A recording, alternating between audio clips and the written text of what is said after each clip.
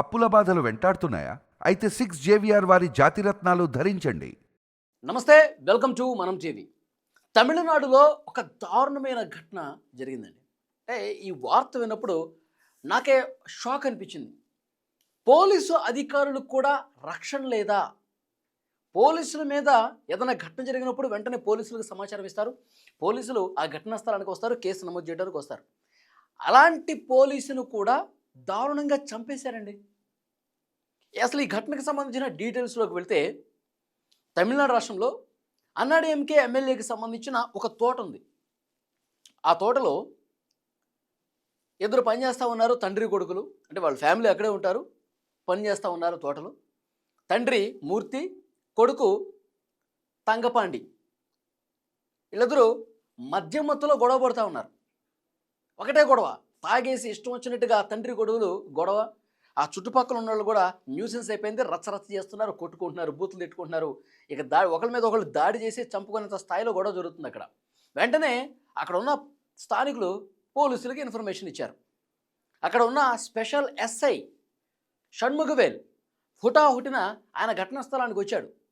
ఆయనతో పాటు డ్రైవర్గా, పోలీస్ డ్రైవర్స్ ఉంటారు కదా, కానిస్టేబుల్స్ లాంటి వాళ్ళు, అతను కూడా అతన్ని తీసుకొని వచ్చాడు.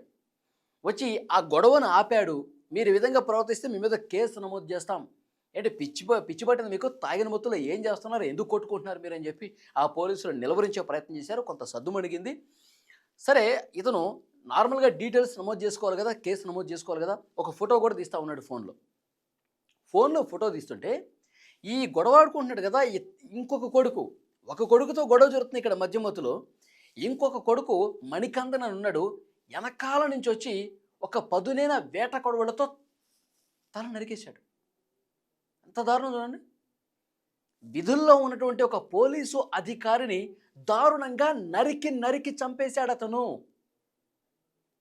ప్రజలకు రక్షణగా ఉండే పోలీసు అధికారిని దారుణంగా నరికి చంపాడు.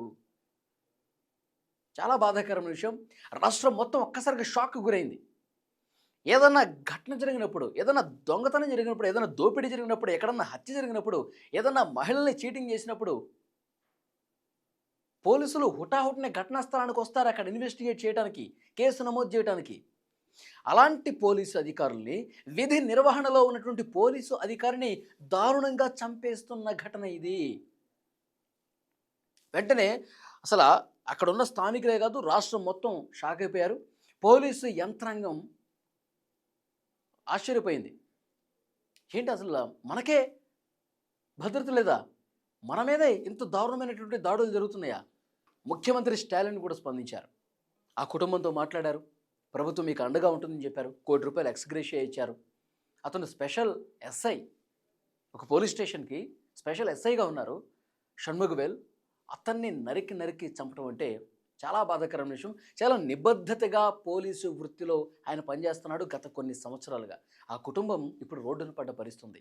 ఈ తాగుబోతు వెధవల వల్ల, ఈ తాగుబోతుల కనీసం అంటే వాళ్ళు తాగిన మత్తులో ఏం చేస్తున్నారో కూడా తెలియదు.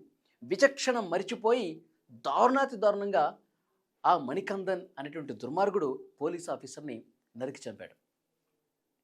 ముఖ్యమంత్రి చాలా సీరియస్ అయ్యారు స్టాలిన్ గారు. ఆ కుటుంబానికి అండగా ఉంటామని చెప్పారు. పోలీస్ అధికారులకి ఇన్స్ట్రక్షన్స్ ఇచ్చారు. వెంటనే వాడిని పట్టుకొని లోపలేయండి. వాడు పారిపోయాడు, పోలీసుని చంపేసి పారిపోయాడు. 6 పోలీసు బృందాలు అతని కోసం వెతుకుతూ ఉన్నాయి. ఈ తెల్లవారుజామున అతను కనిపించాడు. కనిపించిన పోలీసులు పట్టుకునే ప్రయత్నం చేస్తుంటే ఇంకా పారిపోతానే ఉన్నాడు. పోలీసుల మీద దాడికి పాల్పడ్డాడు. ఆల్రెడీ ఒక ఎస్ఐని దారుణంగా కొడవలితో నరికి చంపేశాడు. ఇక పట్టుకోవడానికి వెళ్ళిన పోలీసుల మీద రాళ్ళు రువ్వటమో, లేకపోతే అతని దగ్గర ఉన్నటువంటి ఆయుధాలతో దాడి చేసే ప్రయత్నం చేశాడు. ఇక వీడు తిక్క ఇట్లా కాదు, వీడు అసలు మన మీద, ఇప్పుడు పట్టుకోవడానికి వచ్చిన మనల మీద కూడా దాడి చేసే ప్రయత్నం చేస్తూ ఉన్నాడు, పారిపోతూ ఉన్నాడు. సెల్ఫ్ డిఫెన్స్, ఆత్మరక్షణ కోసం వాడిని చంపేశారు. గన్తో షూట్ చేసి చంపేశారు. ఆన్ ది స్పాట్ ఒక్క దెబ్బకి చచ్చాడు. ప్రాణరక్షణ కోసం మేము చంపాల్సి వచ్చిందని చెప్పి పోలీసులు చెప్తా ఉన్నారు.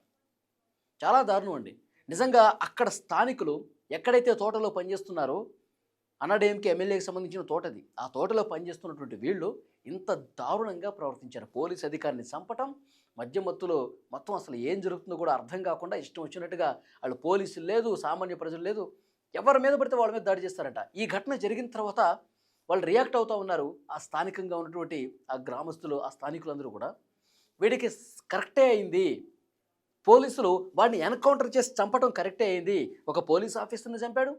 ఇక గతంలోకి వెళ్తే చాలామందిని, ఆ గ్రామంలో ఉన్న చాలామందిని తాగొచ్చి ఇష్టం వచ్చినట్టుగా రోడ్ల మీద పోయే ఆడవాళ్ళని న్యూసెన్స్ క్రియేట్ చేస్తారు.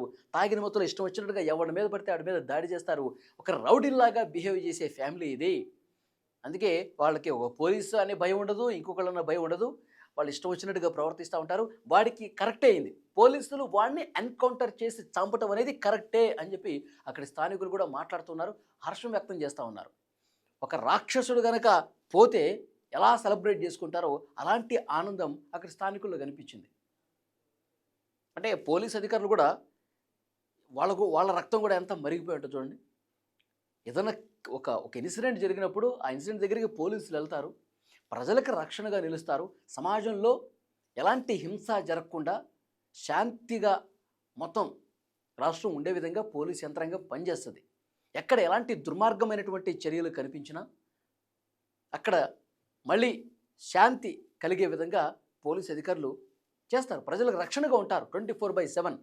అలాంటి పోలీస్ అధికారి అలాంటి విధి నిర్వహణలో, ఇంకా విధి నిర్వహణ కోసం వెళ్ళాడు ఆయన, అక్కడ గొడవ జరుగుతుంది కదా అని అలాంటి వ్యక్తిని దారుణంగా చంపటం అనేది, ఈ ఘటన మొత్తం తమిళనాడు రాష్ట్రాన్నే షేక్ చేసింది.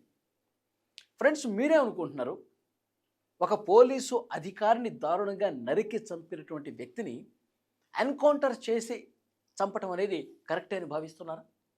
మద్యం మత్తులో ఒళ్ళు మరిచిపోయి కొవ్వెక్కి మదమెక్కి ఈ విధంగా ఒక అధికారిని ఆన్ ది స్పాట్ వేడకొడవలతో నరికిన వ్యక్తిని పోలీసులు ఆ మరుసటి రోజు కాల్చి చంపటం కరెక్ట్గానే చూస్తూ ఉన్నారా?